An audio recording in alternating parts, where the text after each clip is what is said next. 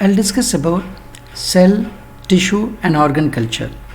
The cell, tissue and organ culture work under the concept called totipotency. What is totipotency? It is defined as capacity of the cell to divide and redivide, consequently to form complete plantlets which will be identical to the parents. Now in tissue culture, we can pick up any part of the plant body. The part can be leaf, it can be stem, it can be root, it can be shoot tip, it can be any part of the plant. Now the part that are going to be used for the experimental purpose is called explant. So the explant can be leaf, the explant can be stem, the explant can be shoot tips, etc.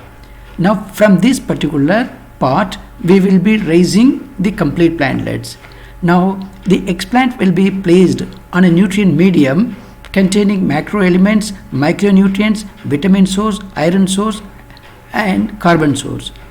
The explant will respond to the nutrient medium and it will produce unorganized mass of parenchymatous cells called callus. So now the explant will produce the callus in turn will be differentiated into shoot bud and shoots, and the rooting will take place from the shoot, thereby complete plantlets can be produced. Now formation of plantlets via callus, this is indirect organogenesis. Sometimes the explant will directly produce shoot buds and the shoot, and the rooting of the shoot will take place.